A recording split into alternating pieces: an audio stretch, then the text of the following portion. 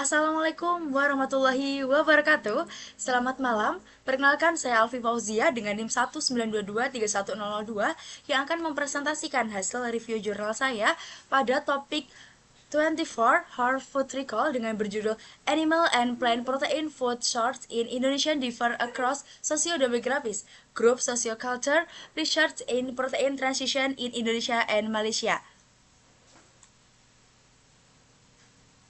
Di mana di sini untuk pembuka, tujuan dari adanya jurnal penelitian ini adalah untuk menggambarkan protein transition atau pergeseran konsumsi dari protein nabati ke protein hewani dan menguji perbedaan sumber protein antar kelompok sosio-demografis di Indonesia dibandingkan dengan Malaysia. Nah, untuk metodenya sendiri di sini menggunakan metode 24 Hour Dietary Recall atau wawancara tatap muka. Makanan dikelompokkan menurut sumber protein. Setiap item diklasifikasikan dalam kategori sumber protein. Yang pertama adalah hewani, mulai dari ikan, unggas, daging merah, telur, dan susu. Lalu di sini untuk protein nabatinya dikelompokkan menjadi serealia, polongan, ataupun dan juga umbi. Nah, untuk repetisi sendiri adalah dilakukan satu kali recall per responden atau juga disebut single day recall untuk memetakan pola dan keragaman sumber protein.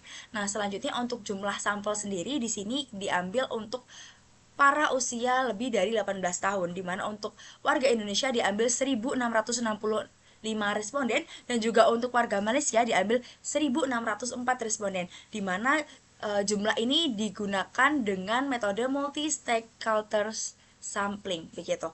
Untuk selanjutnya kita akan melihat terkait penggunaan dari metode 24 Hours Food Recall ini. Yang pertama, kapan dilakukan? Di mana metode ini cocok dilakukan untuk melihat pola konsumsi, misalnya jenis dan juga sumber protein pada populasi besar, bukan menghitung detail zat harian.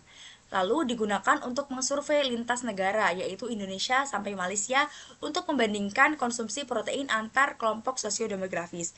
Nah, untuk karakteristik sampelnya sendiri di sini, responden masyarakat umum, baik di urban maupun di rural, dari berbagai kelompok usia, pendidikan, lalu status ekonomi. Lalu sampel besar, di mana jumlahnya ribuan. Metode recall praktis karena relatif cepat dan bisa diterapkan di lapangan dengan keterbatasan sumber daya. Nah, selanjutnya apa kelebihan dan kekurangan dari metode ini? Jadi yang pertama, kelebihannya adalah praktis dan juga efisien seperti yang sudah dijelaskan sebelumnya untuk digunakan pada populasi besar lintas negara. Nah, selanjutnya sensitif perbedaan budaya dan etnis, menangkap variasi konsumsi makanan tradisional dan juga modern.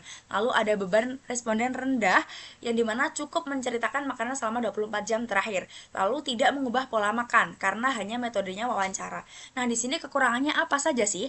Yang pertama, recall tunggal atau single day tidak mencerminkan usual intake atau asupan rata-rata harian. Lalu ada rentan recall bias karena responden sering lupa, mungkin salah mengingat, lalu juga memilih makanan yang sebenarnya. Lalu membutuhkan pewawancara yang terlatih, meminimalisir kesalahan pencatatan dan interpretasi. Lalu ada variabilitas harian, tidak mencerminkan jika hanya satu kali recall.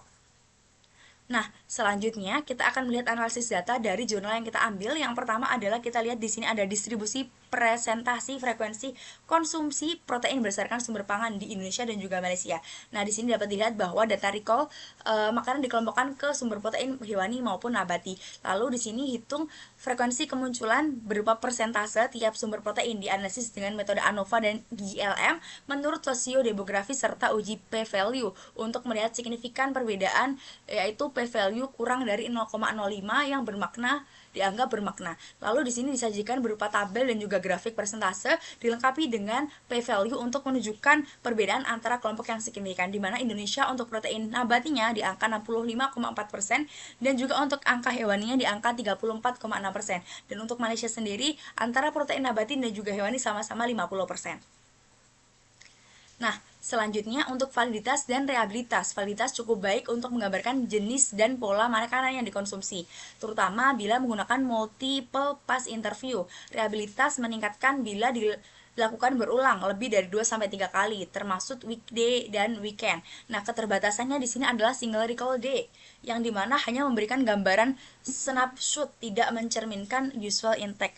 Lalu perbandingan dengan metode lain yaitu ada di sini FFQ, baik untuk pola jangka panjang, kurang akurat untuk detail kualitatif. Lalu ada food dietary atau di mana itu sangat valid, tidak bebas responden tinggi. Lalu ada juga biomarker, paling akurat dan reliabilitas tetapi mahal dan juga sulit untuk pada populasi besar. Nah, selanjutnya yang terakhir adalah potensi bias dan bagaimana cara mengatasinya. Yang pertama adalah recall bias. Cara mengatasinya adalah gunakan multiple pass recall dan ulangi pewawancara pada hari yang berbeda. Yang kedua, variasi harian, day to day variation. Cara mengatasinya adalah melakukan lebih dari 2 sampai 3 kali recall pada hari yang berbeda, termasuk akhir pekan. Nah, selanjutnya adalah social discernality bias. Cara untuk mengatasinya adalah latih pewawancara agar netral, terkenan bahwa semua jawaban benar maupun rahasia. Dan yang terakhir adalah potensi biasnya adalah interviewer bias atau interpretasinya berbeda. Nah, cara mengatasinya di sini adalah gunakan protokol standar, pelatihan pewawancara, hindari komentar pribadi. Nah, mungkin dari saya untuk hasil review jurnal seperti itu. Terima kasih. Wassalamualaikum warahmatullahi wabarakatuh.